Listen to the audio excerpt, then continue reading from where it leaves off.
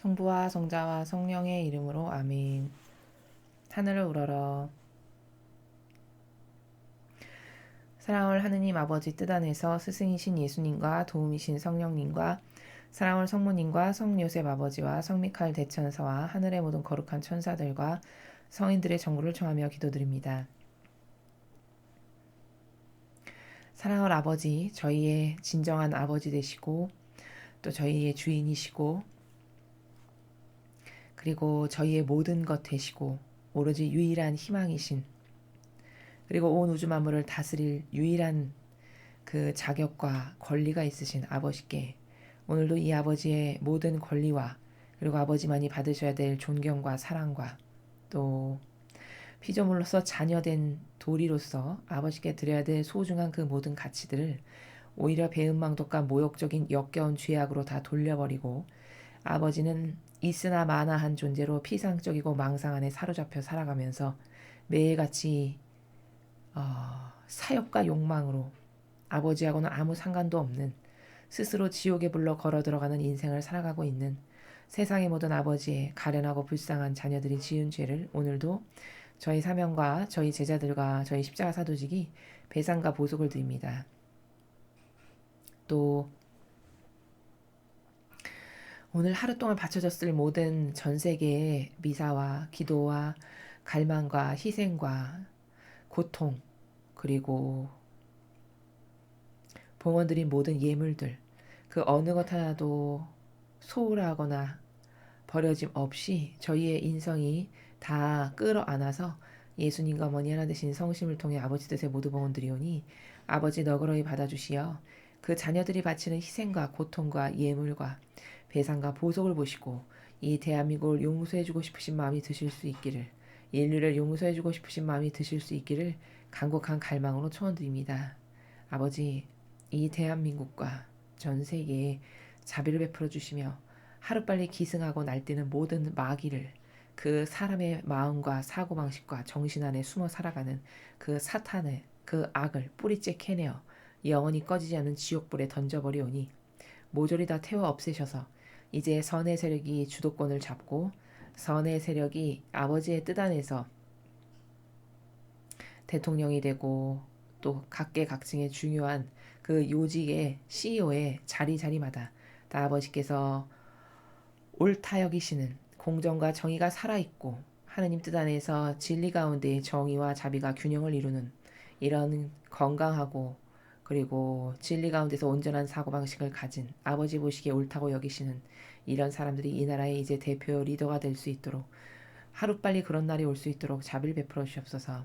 이 모든 기도 우리 주 그리스도를 통하여 비나이다. 아멘. 성부와 성자와 성령의 이름으로 아멘.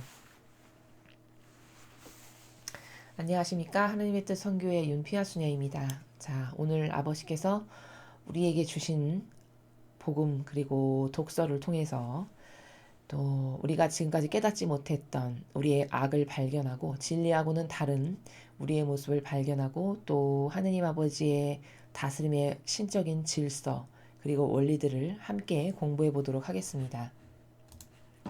2020년 4월 20일 부활 제2주간 월요일입니다. 제1독서 사도행전 4장 23절에서 31절까지 말씀입니다. 그 무렵 풀려난 베드로와 요한은 동료들에게 가서 수석사제들과 원로들이 자기들에게 한 말을 그대로 전하였다. 동료들은 그 말을 듣고 한마음으로 목소리를 높여 하느님께 아뢰었다. 주님, 주님은 하늘과 땅과 바다와 그 안에 있는 모든 것을 만드신 분이십니다. 주님께서는 성령으로 주님의 종인 저희 조상 다윗의 입을 통하여 말씀하셨습니다. 어찌하여 민족들이 술렁거리며 결애들이 헛일을 꾸미는가. 주님을 거슬러 그분의 기름 부음 받은 이를 거슬러 세상의 임금들이 들고 일어나며 군주들이 함께 모였구나. 과연 헤로데와 본시오 빌라도는 주님께서 기름을 부으신 분, 곧 주님의 거룩한 종 예수님을 없애려고 다른 민족들은 물론 이스라엘 백성과도 함께 이 도성에 모여 그렇게 되도록 주님의 손과 주님의 뜻으로 예정하신 일들을 다 실행하였습니다. 이제 주님 저들의 위협을 보시고 주님의 종들이 주님의 말씀을 아주 담대히 전할 수 있게 해주십시오. 저희가 그렇게 할 때 주님께서는 손을 뻗으시어 병자들을 고치시고 주님의 거룩한 종 예수님의 이름으로 표징과 이적들이 일어나게 해주십시오. 이렇게 기도를 마치자 그들이 모여 있는 곳이 흔들리면서 모두 성령으로 가득 차 하느님의 말씀을 담대히 전하였다. 주님의 말씀입니다. 하느님 감사합니다. 오늘 일독서 여러분이 지금 함께 읽으신 사도행전을 보면은 제자들이 이제 과거의 인성 안에 사로잡혀서 그 프레임과 틀 안에 갇혀서 살았던 그 과거의 제자들이 더 이상 아님을 우리는 발견할 수 있습니다. 그리고 그들이 과거 인간적인 그 자기가 만들어 놓은 사고방식과 정신세계의 차원의 나라에 갇혀서 그 인간적으로 뒤덮인 가운데 수많은 부작용과 그리고 효용과 가치가 떨어지는, 질 떨어지는 이런 일을 했었던 베드로나 다른 기타 사도들이 이제 그 이전과 이제 성령 하느님의 영으로 가득 차서 성령 하느님을 받고 나서는 완전히 180도 다른, 더 이상 건불이 아닌 그런 하느님의 충직한 도구들이 되었음을 우리는 오늘 일독서 사도행전을 통해서 발견할 수 있죠. 자, 그렇게 하느님의 영께서 이 제자들을 지금 다스리고 계시고 성령으로 모든 것을 성령의 힘으로 이끌고 계시고 그 은총으로 충만히 부어주셨다라고 확인할 수 있는 그 대목이 어디냐면 31절에 여기 보시면 여러분 이렇게 기도를 마치자 그들이 모여있는 곳이 흔들리면서 모두 성령으로 가득 차 이렇게 흔들리면서라고 전하고 있죠. 이게 형상적으로 사람 눈을 봤을 때 그냥 그렇게 흔들리는 것이 우연의 일치로 일어날 수 있는 거다라고 생각할 수 있는 사람들이 거의 대부분일 겁니다. 그러나 하나님께서 표징을 주실 때는 이렇게 뭐 땅이 흔들리거나 이를테면 건물의 기둥이 흔들리거나 혹은 사진을 핸드폰 카메라로 사진을 찍었는데 한 장은 사람이 생각했을 때 저건 조작으로는 도저히 불가능한 화면이 찍혀서 나온다거나 혹은 요 근래에 들어서 있었던 기적 중에 또 하나는 아프리카에서 일반 신자들이 공중에 대고 이제 핸드폰에 달려있는 카메라로 촬영을 했는데 거기 푸른 망토를 입으신 성모님의 영이 성모님의 모습이 촬영이 된 모습을 유튜브에서도 확인할 수 있습니다. 이처럼 아버지는 어떤 표징을 주실 때 이렇게 사람의 기본적인 자연법 안에 살아가는 사람의 인지 능력으로서는 불가능한 방법으로 그래서 인식할 수밖에 없는 그런 방법으로 표징들을 보여주시죠. 그런 표징 중에 하나가 오늘 사도들에게 그래 너희는 나와 지금 함께하고 있다. 또 너희의 모든 마음과 정신을 이렇게 성령 하나님이 다스리고 있다. 이런 표징을 확인시켜 주시기를 흔들리면서 그들이 모여있는 곳이 흔들리면서 뭐 땅이 흔들리거나 그랬겠죠. 건물이 흔들리거나 이런 흔들리면서가 바로 아버지가 그들에 대한 올바른 반향에 대한 내가 너희 기도를 다 들었다. 그래 너희의 기도는 옳다. 너희의 반향은 옳다. 합당하다. 이런 나라에서 인정해 주시는 표징이 바로 흔들리면서라고 표현하는 나라다. 그리고 이것은 이것뿐만 아니라 요 근래 사진으로 찍었는데 평상시에 절대로 찍힐 수 없는 어떤 특이한 그런 사진이 찍히거나 공중에 동영상을 그냥 하늘에다 대고 동영상을 촬영했는데 거기 분명히 성모님의 형상과 푸른색의 망토가 찍혀 있는 것을 모두가 볼 수 있게끔 확인해 주시는 일이나 혹은 하늘에 구름을 딱 찍었는데 그게 정말 정확히 그 누구도 저건 성모님이시다라고 인정할 수밖에 없는 형상으로 찍히거나 이런 게 다 초자연적인 방법으로 아버지의 뜻이 우리에게 가까이 다가오셔서 우리가 그것에 대한 더 확신을 가질 수 있게끔 표징을 주시는 다양한 방법들이라는 겁니다. 근데 그 인간적인 완고하고 돌처럼 굳은 마음은 그런 표징까지도 자신의 그 인성의 사고방식 안에서 저건 우연의 일치로 어쩌다 한번 찍힌 거지 이런 식으로 넘겨버리는 경우도 굉장히 많습니다.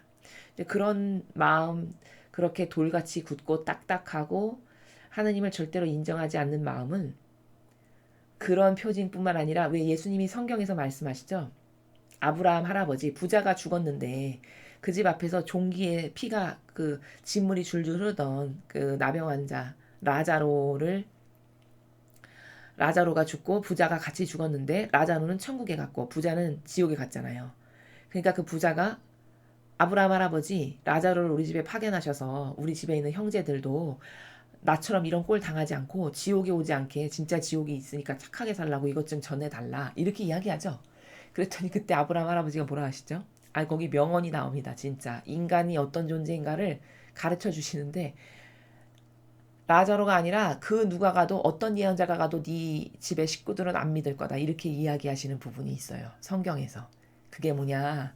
그 인간의 얼마나 딱딱하고 굳고 완고한 마음이 이런 신적인 일이나 하나님의 뜻에 관련된 것에 있어서 인색한가 인정하는데 그 정도로 인색하다는 거죠.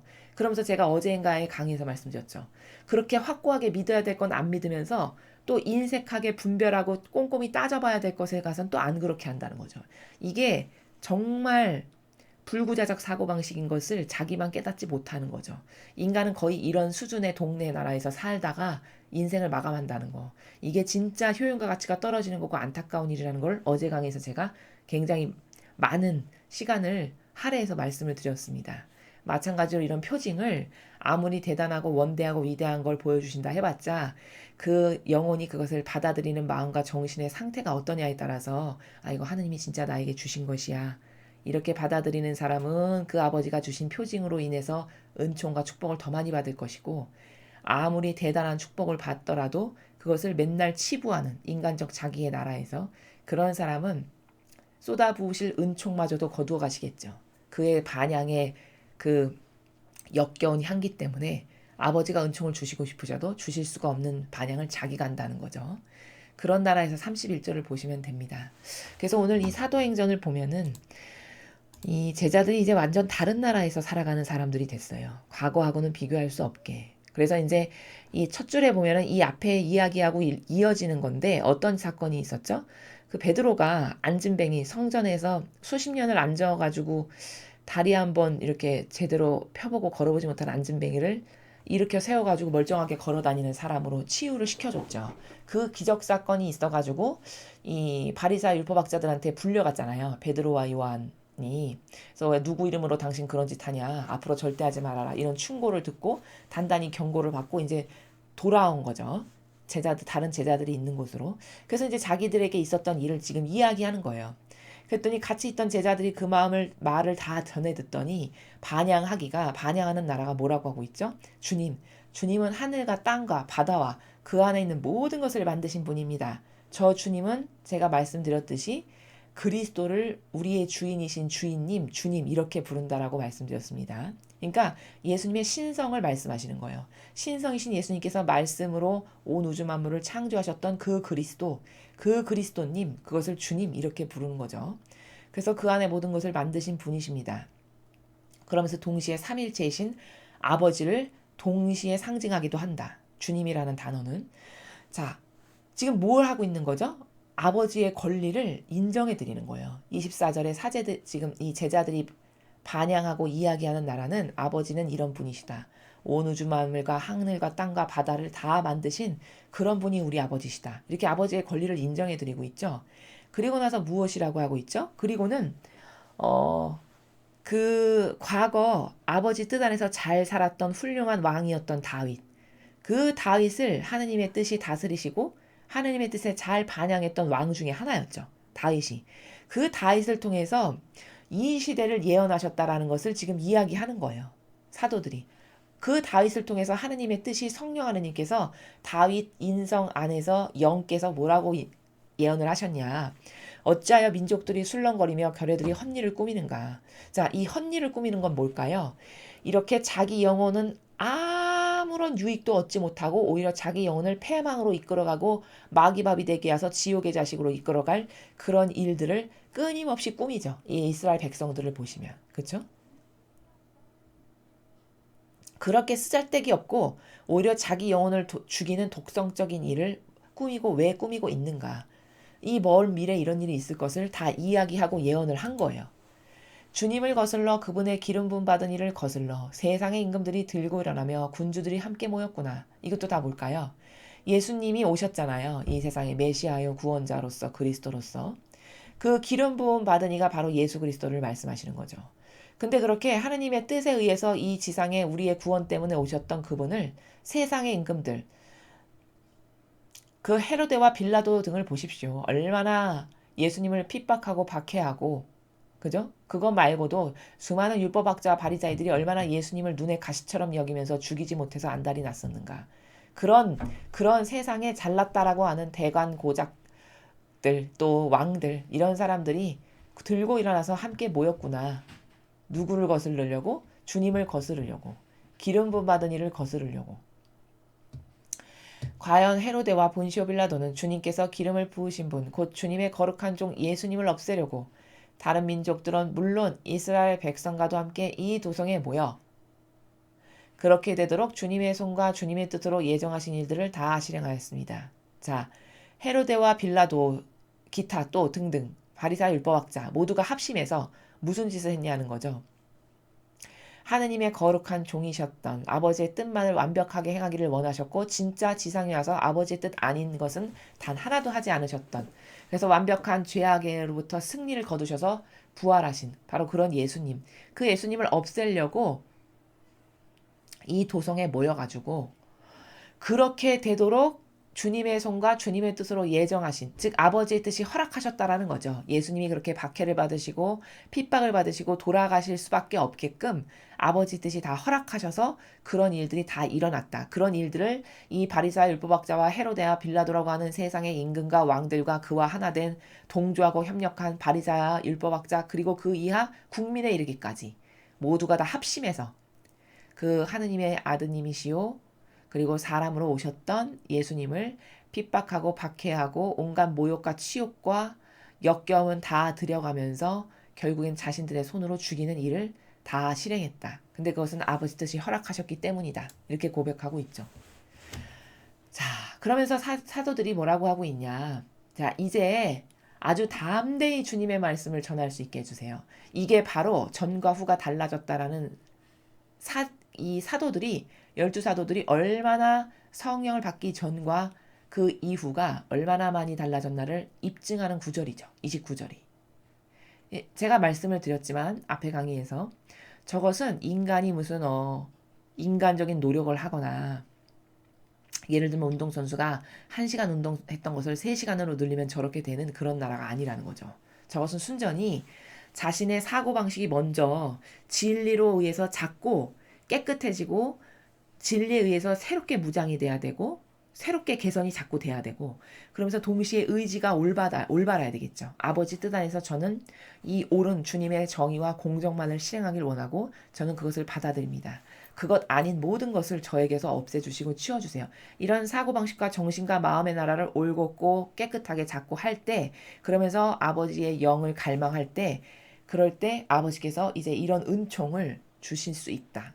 그리고 이들은 이제 하나님의 뜻 안에서 성령 하나님의 영을 받았기 때문에 과거 베드로나 다른 사도들이 행했던 나라하고는 차원이 다른 나라에서 아주 담대하고 용감하고 강하게 아버지의 뜻을 행하는 일을 하고 있음을 우리가 지금 확인하고 있죠. 그래서 이야기하기를 저희가 그렇게 할 때 담대히 주님의 말씀을 전할 때 주님께서 손을 뻗으시어 병자들을 고치시고 주님의 거룩한 종 예수님의 이름으로 표징과 이적들이 일어나게 해주십시오. 자, 30절을 보면 어떤 원리를 발견할 수 있냐면 사람이 무엇을 하게끔 하는 건 다 마귀다. 이걸 발견할 수 있죠. 30절에 사도들이 고백하고 있는 나라가 뭐죠? 자신들은 그냥 이 겉에 60만을 내어드릴 뿐이라는 거예요. 자신의 인간적이고 인성을 완전히 용해되게끔 아버지 뜻에 내어드리오니 저를 도구로 쓰시고 제 것은 하나도 쓸 게 없으니 저의 인간적이고 인성적인 그 역겨운 자아라고 하는 것은 하나도 써먹을 것이 없으니 그것은 다 가져가시고 오로지 제 안에 예수님과 어머니와 성령 하느님의 영을 가득히 부어주셔서 제 뜻으로는 아무것도 하지 않게 하시고 오로지 아버지 뜻 안에서 예수님과 어머니가 원하시는 것만을 제 안에서 다 이루세요. 그 나라죠. 30절은. 그러니까 이것은 사람이 뭐 잘나서 뭐 병자를 고치고 죽은 이를 살리고 진리를 전하는 이런 나라가 아니에요. 원리 자체가.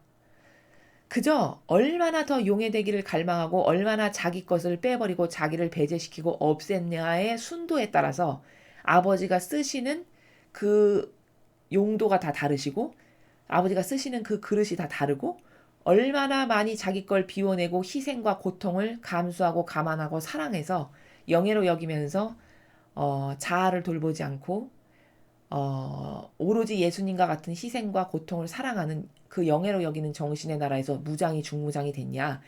그 중무장이 완벽하게 되면 될수록 아버지는 더 쓰시기가 수월하시겠죠. 우리를 도구로. 그렇게 완벽하게 된 영혼을 이렇게 지금 여기 사도들처럼 일꾼으로 쓰실 수 있고, 그것은 그럼 그때 그 안에서 일어나는 여러 가지 기적이나 이적이나 표징이나 인간이 할 수 없는 역사는 다 뭐냐? 이건 아버지가 하시는 거다. 즉 아버지의 뜻이 예수님과 어머니의 영을 통해서 하시는 거다. 이렇게 고백하는 게 정직하고 맞는 거라는 거예요. 그리고 여러분, 이 교회가 마치 왜 이런 지금 30절에 있는 사도들하고 다르다라는 것을 제가 입증을 하는 건데, 얼마나 이 30절에 나오는 사도행전의 12사도의 정신과 이 교회가 다르냐면, 여긴 사람의 뜻으로 하는 것이 하나도 없다는 걸 자기들이 고백하고 있는 나라예요. 사람의 능력으로는 할 수 있는 게 없다는 걸 고백하는 나라죠. 오로지 아버지 뜻이 이렇게 하잖아요. 주님께서 손을 뻗으셔서 병자를 고치시고, 그 말은 뭐예요? 제 안에 계신 예수님의 영께서, 저는 그저 제 인성을 내어드릴 뿐 제 안에 살아계신 예수님의 영께서 모든 것을 다 하세요. 병자도 고치시고, 주님의 거룩한 종이신 예수님의 이름으로, 즉 예수님께서 표징과 이적들도 다 제 안에서 제 육을 도구로 쓰셔서 아버지의 뜻 안에서 모든 것을 다 이루세요. 이런 나라잖아요. 완전히 내어드리는. 근데 로마 가톨릭의 이 사제와 주교와 추기경과 교황이 아버지의 뜻을 행하는 나라를 잘 살펴보세요. 자기의 뜻으로 무엇을 한다라는 나라가 만약에 하나도 없다면은 자신들이 만든 제도와 전통으로, 야 너는 해도 되고 너는 안 되고, 너는 교회법에 무엇이 어긋나고 너는 우리가 만든 교회법에 이것이 어긋나니까 너는 탈락이고 너는 자격이 안 되니까 하면 안 되고, 이런 말을 할 수가 없겠죠. 이런 정신, 30절에 나오는 정신으로 산다면. 그렇지 않다는 게 다 입증이 되는 거예요. 그리고 30절에 있는 정신으로 산다면 그 영혼들을 하느님의 뜻이 다스리지 않으실 리가 없습니다.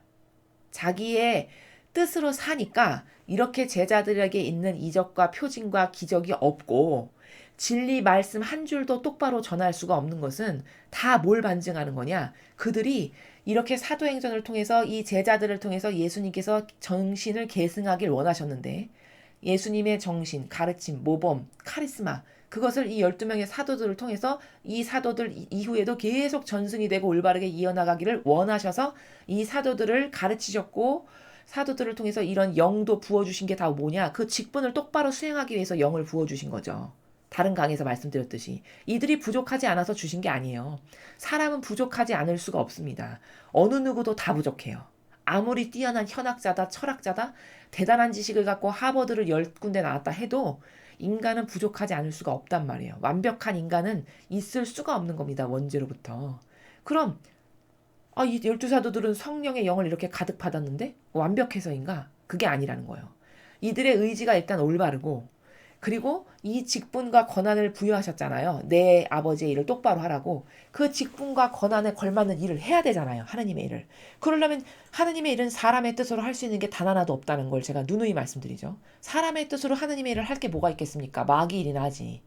거기 누룩과 맨날 역겨운 자기 뜻이 들어갈 텐데, 인간의 뜻으로 하느님의 일은 할 게 단 한 가지도 없어요. 단 눈꼽만큼도. 다 아버지의 뜻이 하시기만을 바라고 갈망하고, 그렇지 않으면 오히려 그런 상태에서 하느님의 일꾼으로 살면 마귀 밥 되기 딱 십상이라니까요. 그 영혼에게도 불행한 거예요. 그렇게 삶을 산다는 것 자체가. 자기 뜻으로 무엇을 하면서 산다는 것 자체가. 그럼 이렇게 사도들처럼 이 직분과 권한에 최소 성령을 부어주시고 싶으신 만큼의 기본 베이스는 돼야 된다는 거죠. 근데 성령을 부어주실 수가 없어. 부어주시기 싫어서가 아니라, 아버지가 인색하셔서가 아니라, 최소 기본 베이스, 이렇게 마음과 정신이 올곧고 올바르고 아버지 뜻을 행하려는 올곧은 의지가 있고, 이런 가운데서 나를 내어드리려고 하는 이런 어떤 정신이 기본적인 정신이 되어야 그 직분에, 그래 나의 일을 똑바로 하거라 해서 성령으로 부어주실 텐데, 그런 기본적인 베이스가 안 돼 있으니까 하느님의 영광이 로마 가톨릭의 교회에서 드러나질 않는 거예요. 오히려 하느님의 영광은 지금 시대에는 평신도라고 불리는 신자분들 있죠. 소박하게 살아가시는, 아무 사욕과 욕망이나 사심 없이 그런 성도들 가운데서 일어나시는 경우를 종종 봅니다. 그럼 도대체 그걸 뭘 반증하는 건가? 그렇게 사욕과 욕망이나 이기심과 자애심으로 번뜩이고 매일같이 이 기득권의 세력에 타협하고 자기의 아니만을 돌보는, 그래서 아닌 것을 아니오라고 할 줄도 모르고 매일 담벼락 밑에 숨는 이런 정신으로 살아가는 주님의 일꾼에게 아무리 그 직분과 권한을 아버지가 부여하셨지만 거기다 이런 성령을 부으실 수가 없는 거예요. 그 마귀의 역할만을 하는 거기다가 성령의 영을 부어보십시오. 마귀 역할을 더 많이 하겠죠. 그러니까 그런 기적의 역사가 안 일어난다는 것은 부끄러워해야 될 일이라니까요. 아, 나는 지금 뭐 잘못 살고 있구나. 영적으로 뭐가 잘못됐구나. 예수님이나 성모님의 정신과 뭔가 카리스마하고는 정반대의 삶을 살고 있으니까 나에게는 이런 사도들에게 일어났었던 이런 일이 나에게는 없구나. 표징이. 아버지가 나에게 보여주실 수가 없구나. 이게 정직한 반향이고 정직한 고백이고 정직한 성찰이라는 거죠. 그렇지 않은 정반대를 정상으로 생각해요. 신자분들이. 이건 왜일까? 이런 사고 체계에 대한 인식의 나라 자체가 없어서, 즉 진리를 모르니까 이것이 정상이고 오히려 이런 표징이나 역사가 일어나지 않으면 가짜라는 것을, 이 교회가 또 게다가 교묘한 누룩을 섞어서 오히려 이렇게 하나님의 뜻 안에서 어떤 기적의 역사가 일어나면 그거 조심하라고 이야기한다고요. 조심하라고. 그거 2단일지 모르고 3단일지 모르니 조심하십시오. 이렇게 이야기한다니까요. 로마 가톨릭이. 거꾸로 가르치는 거죠. 자신들에게 그런 표징이 없는 것을 감추기 위해서. 자신들이 하느님의 뜻이 머무르는 집단이 더 이상 아니라는 것을 감추기 위해서 반대로 가르치는 거죠. 그리고 그것을 아무것도 모르고 받아먹은 신자들은 어떻게 생각할까요? 자신도 모르게 그 사고방식에 동화돼서, 아, 그런 어떤 기적이 있으면 잘못 조심해야 돼. 이단 사입일지 몰라. 이런 마음을 자기도 모르게 갖고 있는 거예요. 근거도 없는데. 근거도 없는 사고방식인데. 그쵸? 그 진리에 근거한 거 아니잖아요. 진리에 근거한 건 이거잖아요. 이렇게 이적과 기적과 표징이 있는 게 진리에 근거한 사고방식이잖아요. 그럼 이게 맞는 거잖아요. 근데 정반대 것을 맞다라고 생각하고 그것으로 분별을 하신다니까요. 이게 얼마나 아이러니한 이상한 사고방식인가. 이것을 깨달으셔야 한다라는 겁니다. 자, 다음 복음을 보시겠습니다.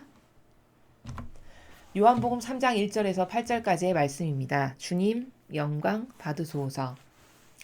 바리사이 가운데 니코데모라는 사람이 있었다. 그는 유다인들의 최고의의 의원이었다. 그 사람이 밤에 예수님께 와서 말하였다. 스승님, 저희는 스승님이 하느님에게서 오신 스승님이심을 알고 있습니다. 하느님께서 함께 계시지 않으면 주님께서 일으키시는 그러한 표징들을 아무도 일으킬 수 없기 때문입니다. 그러자 예수님께서 그에게 이르셨다. 내가 진실로 진실로 너에게 말한다. 누구든지 위로부터 태어나지 않으면 하느님의 나라를 볼 수 없다. 니코데모가 예수님께 말하였다. 이미 늙은 사람이 어떻게 또 태어날 수 있겠습니까? 어머니 뱃속에 다시 들어갔다가 태어날 수 없지 않습니까? 예수님께서 대답하셨다. 내가 진실로 진실로 너에게 말한다. 누구든지 물과 성령으로 태어나지 않으면 하느님 나라에 들어갈 수 없다. 육에서 태어난 것은 육이고 영에서 태어난 것은 영이다. 너희는 위로부터 태어나야 한다고 내가 말하였다고 놀라지 마라. 바람은 불고 싶은 대로 분다. 너는 그 소리를 들어도 어디서 와 어디로 가는지 모른다. 영에서 태어난 이도 다 이와 같다. 주님의 말씀입니다. 그리스도님 찬미합니다. 오늘 여러분이 지금 들으신 요한복음, 무슨 말인지 잘 모르겠는 내용이 굉장히 많죠. 특히 후미의 부분이요. 그러니까 주의해서 여러분 잘 들어보시기 바랍니다. 지금 니코데모라고 하는 바리사이 가운데 한 사람이었죠. 그나마 그 니코데모라고 하는 사람은 그래도 예수님을 인정하는 사람이었어요. 그 수많은 다른 바리사이들하고는 좀 다르게. 그러니까 자기가 와서 스스로, 그러니까 정직한 거죠. 예수님을 인정할 만큼의 정직은 있는 거예요. 그러니까 밤에 와가지고, 왜냐하면 자기가 아무리 생각해봐도 저건 사람에게서는 일어날 수 없는 일을 하시거든요. 한두 번도 아니고. 그러니까 저거는 사람이 할 수 없는 일을 하시는구나. 저거는 하느님이 함께 계시는 사람인 거는 분명히 맞아. 이런 정도는 인식을 하고 있는 거죠. 니코데모가. 그러니까 이제 니코데모가 밤에 어느 날 예수님을 찾아와가지고 하느님에게서 오신 스승님을 자기는 알고 있다. 고백을 하죠. 그리고 하느님이 함께 계시면 절대로 하실 수 없는 거를 당신이 맨날 일으키는 것을 보니 죽은 사람 살려 뭉둥병자 고쳐 맨날 진리의 말씀 생전가야 듣도 보도 못한 진리의 말씀 하느님의 뜻의 나라에 대해서 가르치셔 선포하셔 5천 명이 되는 사람들 빵 5조각밖에 없는데 다 먹이셔. 이거 다 사람으로서는 도저히 할 수 없는 일인 것을 자기가 봐도 맞거든요. 그러니까 그 정직한 양심이 그걸 인정하는 거예요. 와서. 그랬더니 예수님이 그 니코데모를 가르치시는데 잘 들어보십시오. 뭐라고 이야기하시냐? 내가 진실로 진실로 너에게 말한다. 진실로를 2번 말씀하신 건 그만큼 중요하다라는 예수님의 표현 방법이세요. 예, 이게 참 중요한데 너한테 내가 말해줄 게 참 중요한데 뭐냐?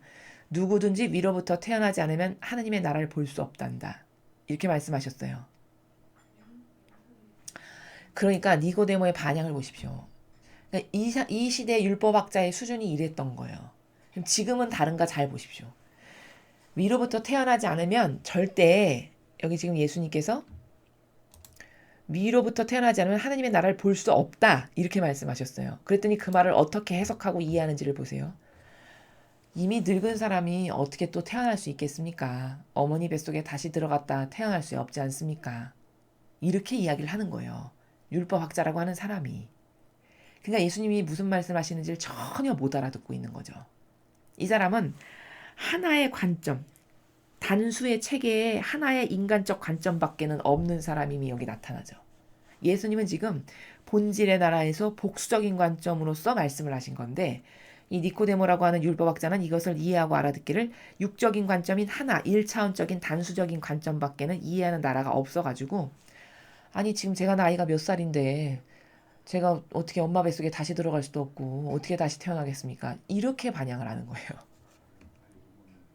그러니까 예수님이 뭐라고 하시냐면 내가 진실로 진실로 너에게 말한다. 누구든지 불과 성령으로 태어나지 않으면 하느님 나라에 들어갈 수 없다.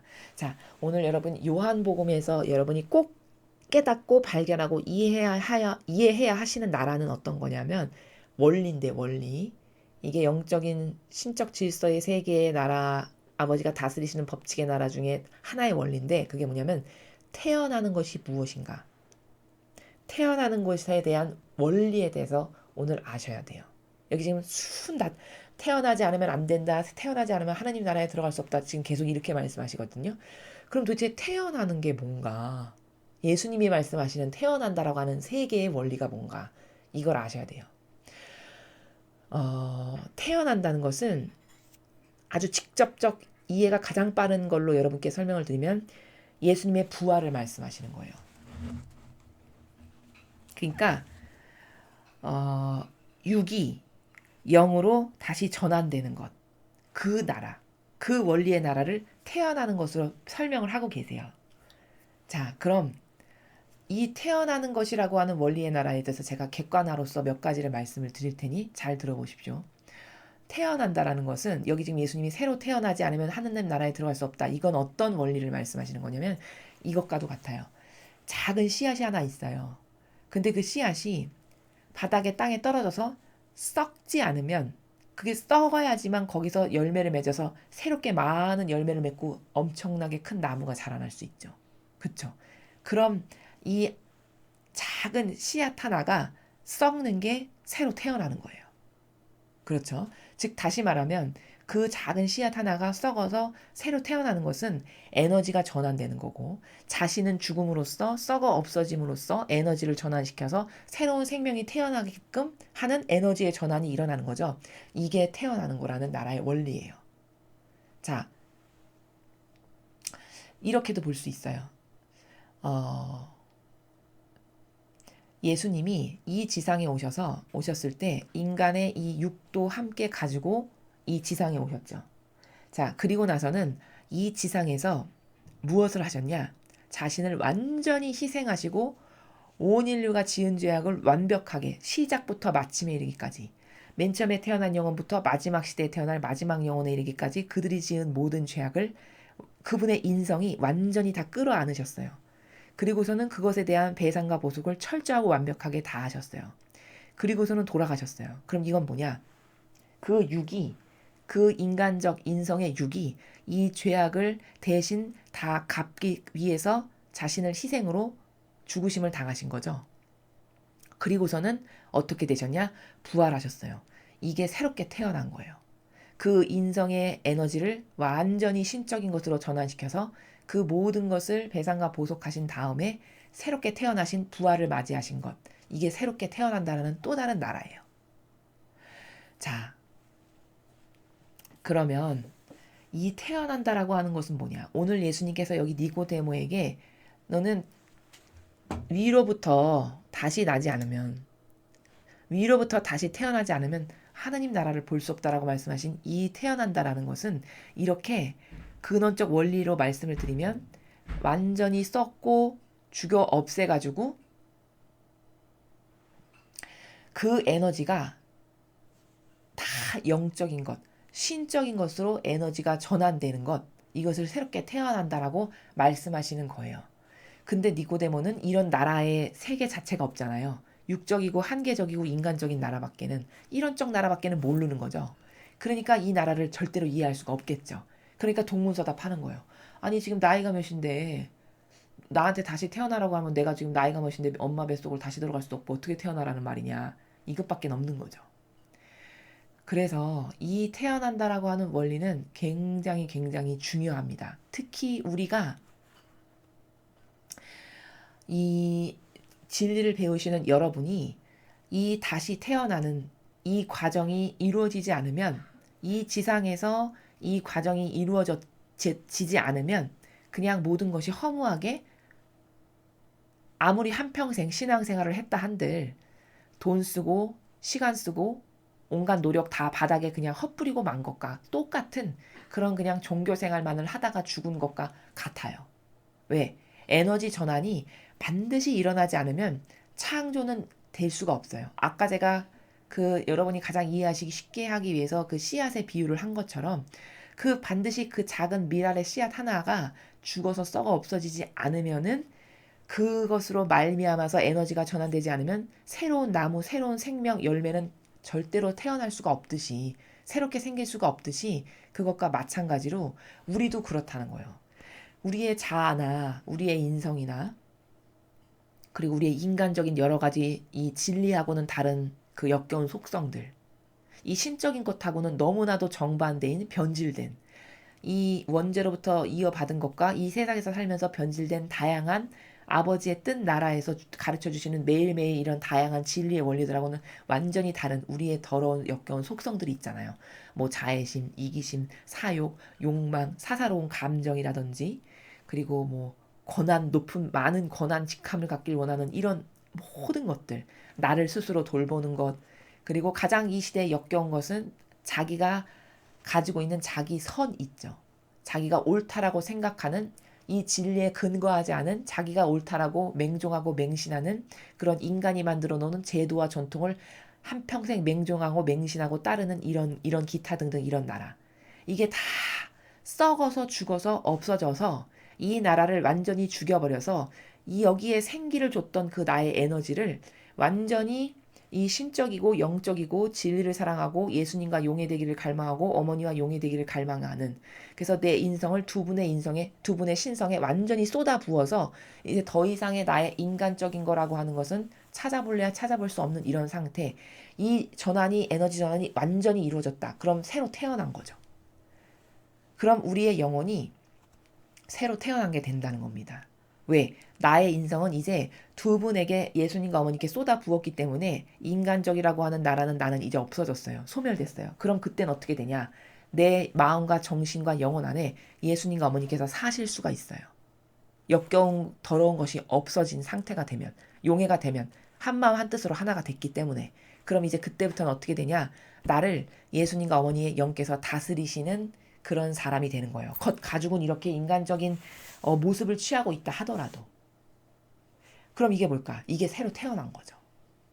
이 목적을 이루지 않으면, 이 목적을 여러분이 한평생의 신앙생활 가운데 이것을 완성하지 못한다. 이 데스티네이션을 완성해서 점을 찍고 죽지 못하면 이건 실패한 인생이에요. 아무리 그가 뭐 옥스퍼드를 나오고 하버드를 나오고 뭐 하버드 할아버지를 낳았건 간에 그것은 그냥 자연법에서의 하나의 보는 관점에 불과한 것이지, 영적 세계와 이 본연의 자신의 나라라고 하고 본질의 나라에서 봤을 때 이것을 이루지 못하고 죽으면, 그럼 그것은 아무리 많은 노력을 하고 수많은 희생과 무엇을 돈을 쏟아붓고 노력을 쏟아부었던 건 간에 그것은 그냥 아무 의미 없는 종교 생활만을 하다가 죽은 이런 허망한 인생이 돼버리고 만다는 거죠. 그것을 지금 가르쳐 주시는 거예요. 그래서 이것을 성경에서 예수님이 이렇게도 말씀하시죠. 성경을 이야기하기 전에 이해를 돕기 위해서 하나의 예시를 더 들어드리면 이렇게 이해하시면 더 이해가 잘 되실 겁니다. 나방 있죠, 나방.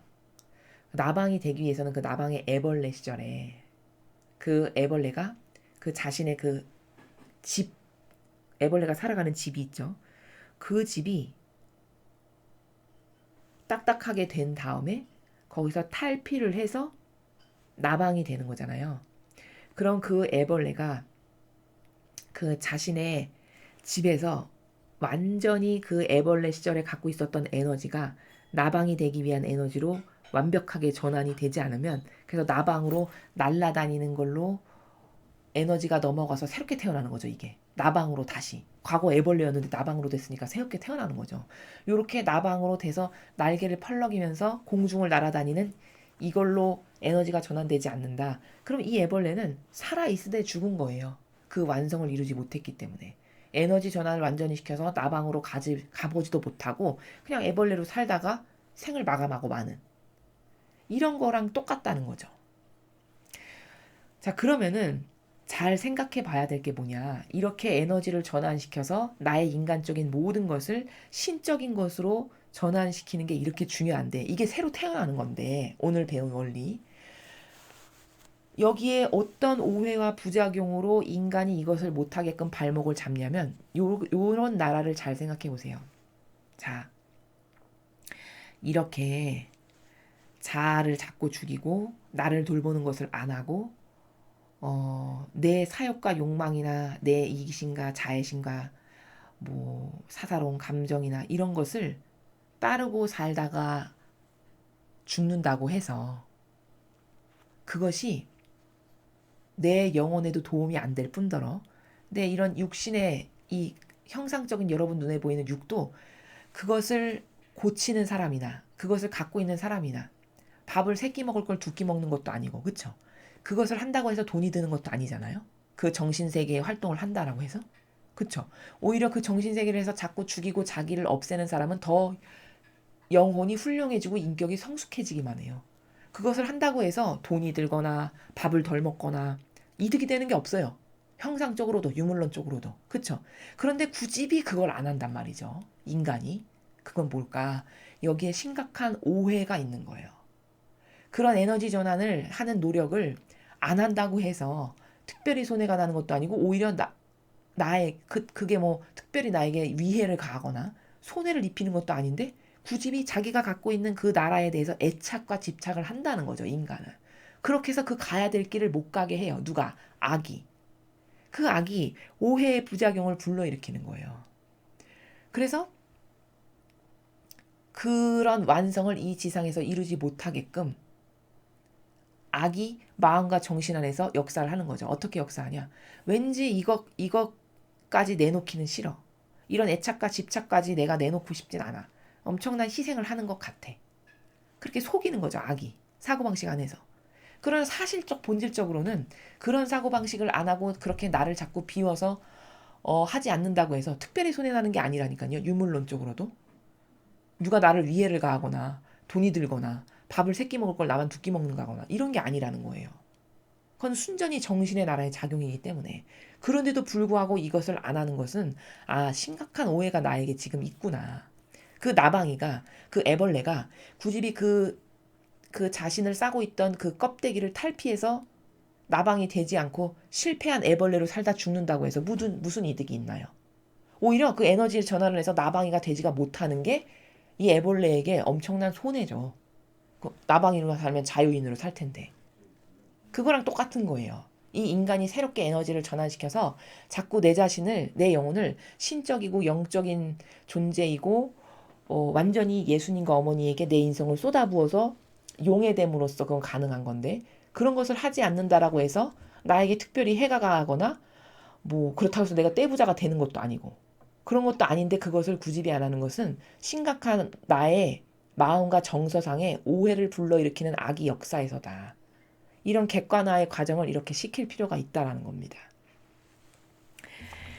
그리고 그러면은 이렇게 새롭게 태어난다라는 것의 극치점을 보면은 예수님과 어머니가 새롭게 태어나신 극치점이잖아요. 가장 고도화된 가장 최고의 정점을 찍으신, 그럼 두 분이 어떻게 하셨는가 모범을 이렇게 잘 살펴보니까 자기 것을 완전히 다 내놓으셨어요.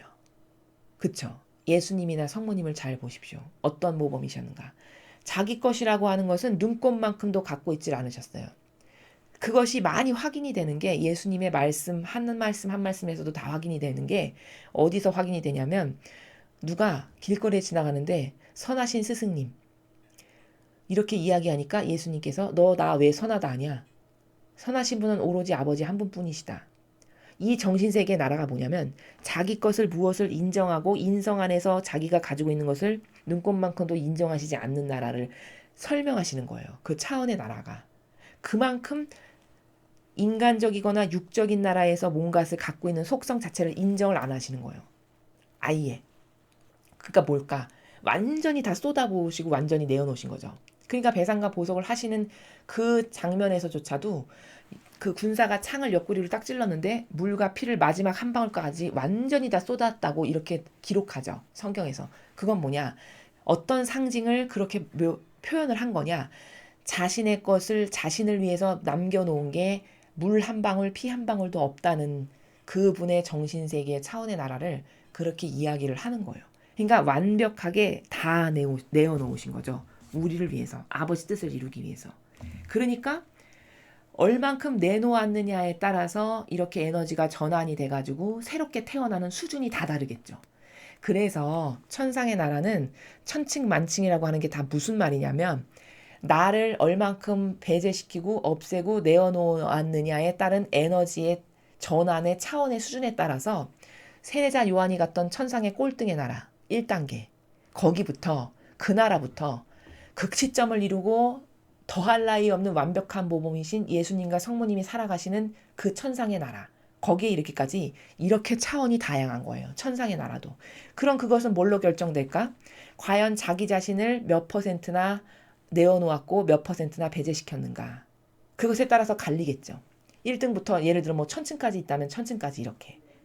그래서 자기를 내어놓는 것에 있어서, 자신을 배제시키는 것에 있어서 미미하고 오히려 교묘하게 예수님의 그 앞길을 트는 것처럼 처신을 했으나 사실적 그의 의지가 그렇지 못했던 세례자 요한은 천상의 꼴등 나라에 갈 수밖에 없는 거라는 게 여기서도 입증이 되죠.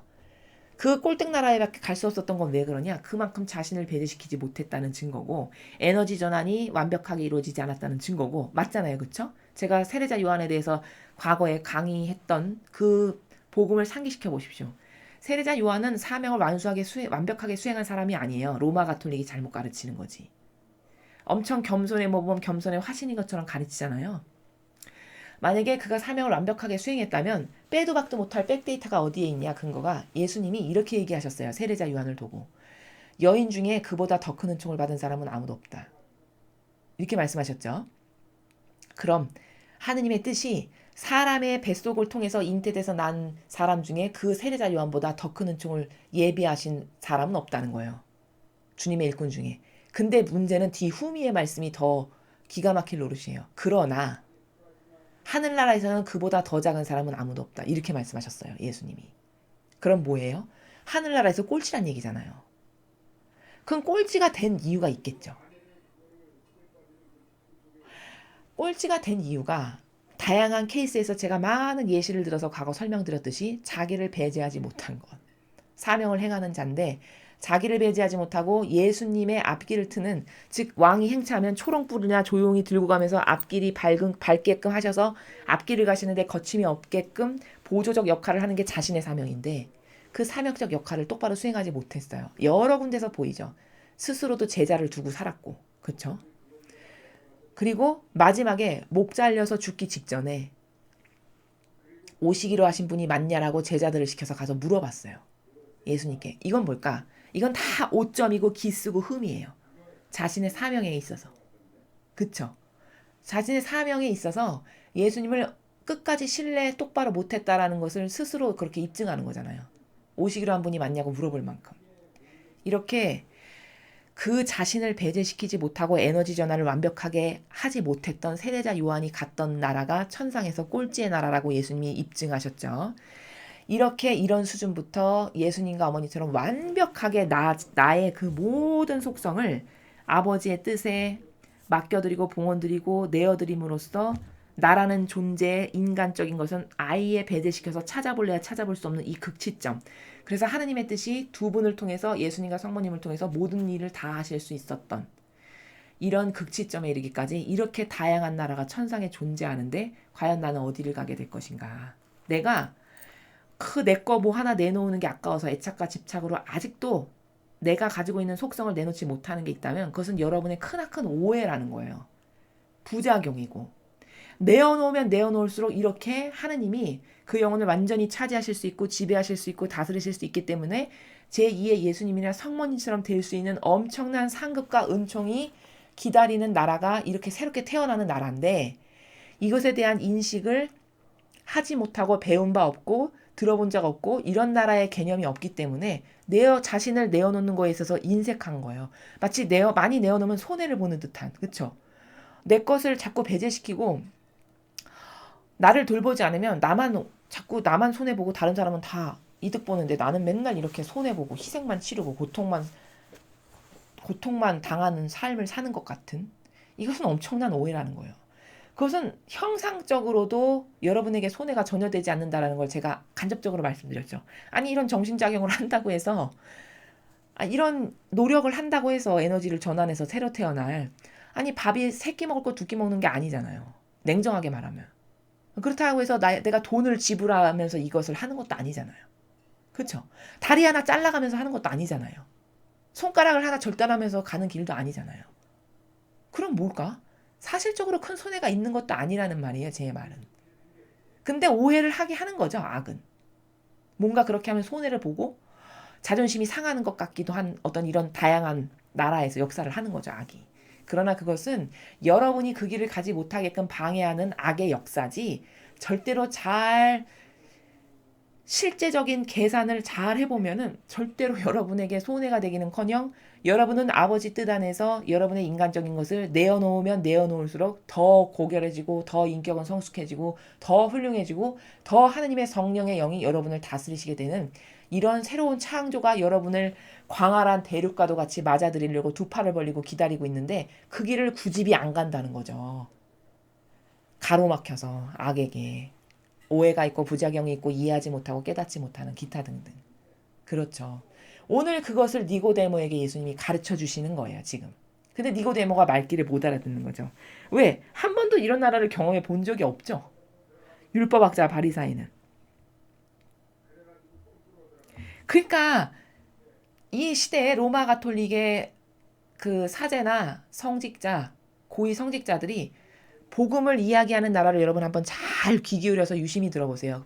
저게 본질에서 하는 말인가 아니면 이디고데모와 같이 단수 이론적 인간적인 나라에서 하는 말인가 이것을 잘 들어보시고 여러분 스스로가 이제 진리를 계속 배우셨으니까 관점과 기준의 세계가 좀 있고 열리셨어요.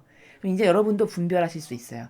저게 하느님의 뜻이 지금 저 영혼 안에서 말씀하시는 건가 인간적인 자신의 지식으로 말하는 건가 얼마든지 보실 수 있다는 겁니다.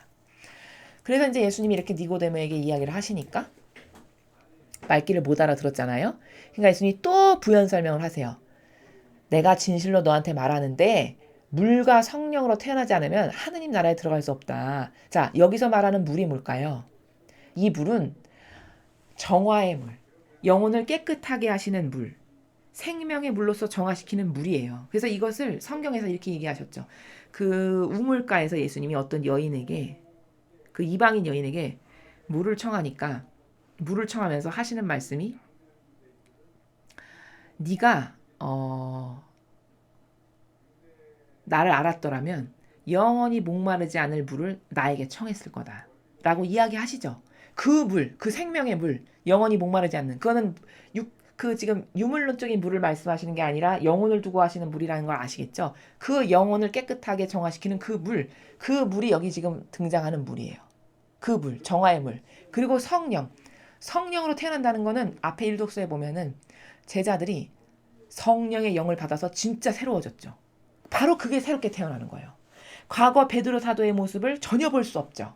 오늘 1독서 사도행전을 보면 과거 베드로 사도가 좀 심하게 말하면 얼마나 찌질이 같은 그런 수준이었잖아요. 맨날 비겁하고 죽을까봐 무서워가지고 벌벌 떨면서 그 오순절 다락방에 숨어 있고, 그리고 세 번이나 모른다라고 하고 막 말로는 막 호언장담 저는 주님을 사랑합니다 이렇게 하지만, 또 돌아가신 다음에 공동체가 산산조각 나고 아무도 없는데 자기가 리더면은 리더답게 중심을 잡고 이렇게 딱 이끄는 게 아니라 난 고기 잡으러 가네. 그래서 줄줄이 다 따라서 계속 고기나 잡고 이런 수준이었단 말이죠. 베드로 사도의 반향이. 근데 성령 하나님께 딱 역사하시고 성령으로 새로 태어나가니까 오늘 베드로 사도의 말하는 나라를 보세요. 얼마나 달라졌는지를. 이게 성령을 받으면 이렇게 새롭게 태어나는 거예요. 그 영혼이. 그게 바로 오늘 그 사도들이 새롭게 태어난 거예요. 물과 성령으로. 그렇게 새롭게 태어나지 않으면 하나님 나라에 들어갈 수 없다는 거예요. 그렇게 너가 에너지 전환이 완전히 일어나서 네 영혼이 더 이상 육에 의해서 지배받지 않는 오로지 아버지 뜻과 진리와 예수님과 어머니의 정신과 가르침과 뭔가 카리스마라고 하는 이것에 의해서만 지배받는 영으로 다시 태어나지 않으면 너는 하느님 나라에 못 간다. 맞죠? 천상의 나라에 갈 수가 없죠. 그래서 육에서 태어난 것은 육이고 영에서 태어난 것은 영이다. 이건 뭐 말 그대로 육적인 것에서 태어나서 더 이상 에너지 전환이 안 일어났으면 그 육적인 한계에서 그냥 끝나는 거고. 그쵸? 영에서 태어난 것은 영이다. 그치만 너가 영적 에너지 전환이 돼가지고 영적인 나라에서 살고 그것을 갈망하고, 그리고 끊임없이 에너지 전환을 시켜서 너의 그 모든 것을 영적인 세계로 가기를 원해. 전환이 돼. 그 영적인 것은 영적인 것이다. 그 말이에요. 그리고 이제 너희는 위로부터 태어나야 한다고 내가 말하였다고 해서 놀라지 말아라. 넌 이게 무슨 말인지 못 알아들어서 지금 놀라는 모양인데 놀라지 말아라. 그리고 설명을 해주시는데, 자, 8절을 잘 보십시오. 바람은 불고 싶은 대로 분다. 그쵸? 우리 인간의 눈으로 봤을 때 바람은 그냥 불고 싶은 대로 불어요. 너는 그 소리를 들어도 어디서 와 어디로 가는지 모른다. 그쵸? 인간은 이렇게 바람이 이렇게 불잖아요. 그 바람이 분다고 해서 저 바람이 어디에서 와서 어디로 가지 이걸 모른다는 거예요. 그냥 바람이 부는구나 이렇게 안다는 거죠. 자, 마찬가지로 영에서 태어난 이도 다 이와 같다. 이게 무슨 말씀이냐? 예, 그 자연법의 자연 환경에서 부는 바람 하나도 어디로 불어와가지고 어디로 가는지 넌 잘 모르지 않니? 네가 육적인 눈으로 봐봤자. 나도 마찬가지다. 영에서 태어난 이라는 것은 예수님을 지칭하시는 거예요. 스스로를. 영에서 태어난 이도 나도 니들이 내가 어디서 왔다가 어디로 가는지 니들은 내가 어디로 가는지를 모른다. 이 이야기를 하시는 겁니다.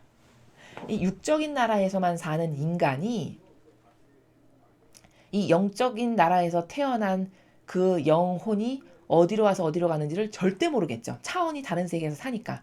바로 그래서 예수님이 어디에서 오셨다가 어디로 가시는지 너네는 절대로 알 수 없다. 왜?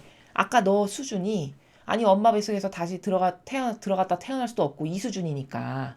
그건 뭘까? 니고데모는 지금 어떤 수준, 어떤 나라에서 사는 사람임을 우리가 그 말을 통해서 반증할 수 있죠. 육에서 태어난 것은 육이고 이게 니고데모가 살아가는 나라예요. 육에서 태어난 것은 그냥 육이고 썩어 없어질 육. 그렇지만 영에서 태어난 것은 영이다. 이건 예수님이 살아가시는 나라. 예수님과 같은 이런 사람들. 그러니까 예수님처럼 이렇게 온전히 다 쏟아붓고 에너지가 전환돼서 부활한 사람이 성모님도 계시죠. 그분도 영에서 태어난 것은 영이다의 나라에서 살아가시는 분이에요. 또 누가 있죠? 과거에 엘리야도 몸죄로 들어 올려졌다라고 성경에서 이야기하죠. 바로 그게 뭐냐? 그게 영에서 태어난 것은 영이다라는 나라에서 살아가는 에너지 전환이 완전히 된 인간 중에 한 사람이죠.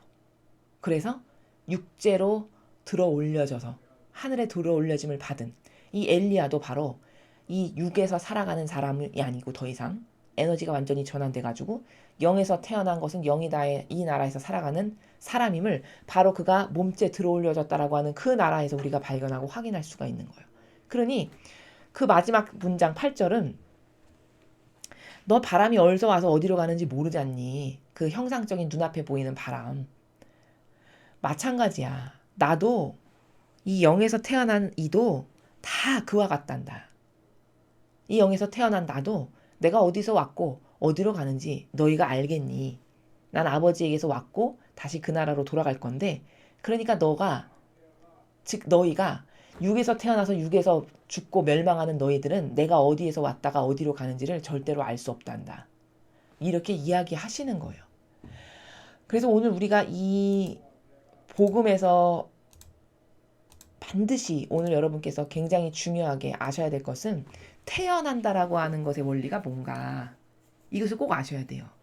그래서 그 태어난다는 게 얼마나 중요한 원리인지를 깨달으셔가지고 나도 그렇게 다시 태어나지 않으면 에너지가 다 전환돼서 내가 가지고 지금까지 인간적인 것에 소모하면서 살았던 나의 모든 온갖 에너지, 내 자아를 위하고 내가 내 기호와 경향이나 내 선, 내 뜻, 내 의지, 내가 좋아하는 것, 기타 등등 그걸 위해서 한평생 거기다 에너지를 대면서 살았잖아요. 그 에너지를 이제는 이 인간적인 것을 다 없애고 다 끌어내서 쏟아서 예수님과 어머니의 신성에 완전히 쏟아 부어서 두 분의 신성과 나의 인성이 결합되게 해서 만나게 해서 그래가지고 거기서 새로운 탄생이 그때만 일어나거든요.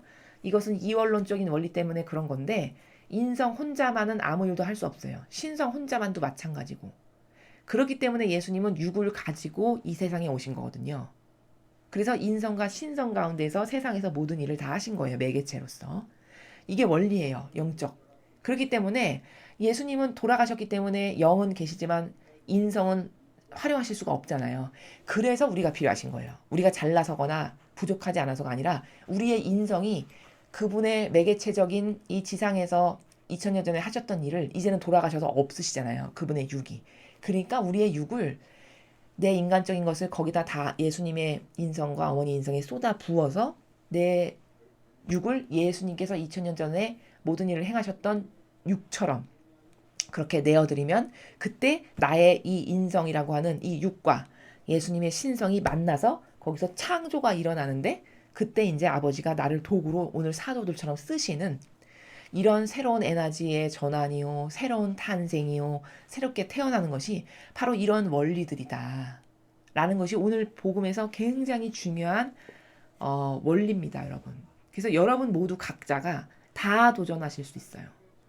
여러분이 이게 얼마나 한평생의 사람의 인생에서 중요하고 이 목적성 말고 더 중요한 것이 과연 뭔가 이것보다 더 훌륭한 열매를 맺을 게 과연 뭐 있는가 한번 잘 생각해 보세요. 이것보다 더 가치롭고 이것보다 더 소중하고 중요한 한평생의 사람의 인생에서 그런 목적은 과연 뭐가 있는가를 찾아보시라는 거예요. 그 어떤 목적도 여기에 비할 바가 못 되는 것은 왜냐? 인간이 가지고 있는 그 어떤 목표 지향성도 다 없어져 버리고 사라져 버릴 한시적인 것들의 목표기 때문인 거예요. 그치만 이것은 영원성에 결부되는 것이요. 이렇게 에너지가 전환된 영혼은 내가 이 지상에서 이 육가운데 살지만 더 이상 이 제자들이 건불이 아니었던 것처럼 더 이상 건불이 아닌 주님의 도구로 살아가는 거예요. 내가 죽어서도 그 에너지의 전환이 몇 퍼센트 되느냐에 따라서 가야 될 나라가 결정되는 이런 엄청난 목표를 여러분이 도전하시는 거고 그것 안에서 희열을 느끼면서 사는 것보다 더 재미난 인생은 더 보람된 인생은 없다는 거죠. 그래서 이것의 중요성을 잘 이해하시고 깨달으셔서 이제 오늘부터 이 나라를 배우셨으니까 이 에너지의 전환을 통해서 내가 완전히 새로 태어나는 그 번데기 애벌레 그 애벌레가 완전히 나방이 되기까지의 그 과정은 당연히 고통과 희생이 따르지만 그 애벌레가 그것을 얼만큼 완벽하게 준비하고 에너지를 전환시켰느냐에 따라서 아름답고 예쁜 나방이 될 수도 있고 어떤 애벌레는 심지어 나방이 못 되는 애벌레도 있겠죠. 그쵸? 그냥 거기 상태에서 죽어버리는. 그럼 도대체 어떤 것이 본연의 자신에게 유익이 되는 길이며 내 영혼이 진짜 원하는 건가를 잘 생각해 보시라는 거예요. 그 에너지 전환만큼 더 보람되고 더 목적성이 뚜렷하고 정말 내가 생각해도 만족스러운 목표 그런 것은 없다는 거죠. 인간의 그 인생의 한평생의 데스티네이션이 여러 가지가 있지만 그 다양한 데스티네이션 중에 그것보다 더 가치롭고 그것보다 더 신나고 더 재미나고 더 그것을 하면서 희열을 느끼는 이런 목표는 없다라는 것을 내가 오늘 몇 퍼센트나 깨달을 수 있는가 자신을 잘 돌아보시고 성찰하셔서 그것에 도전하시는 여러분들이 되셨으면 좋겠습니다. 이상으로 오늘 2020년 4월 20일 부활 제2주간 월요일 복음 해설을 마치겠습니다. 감사합니다.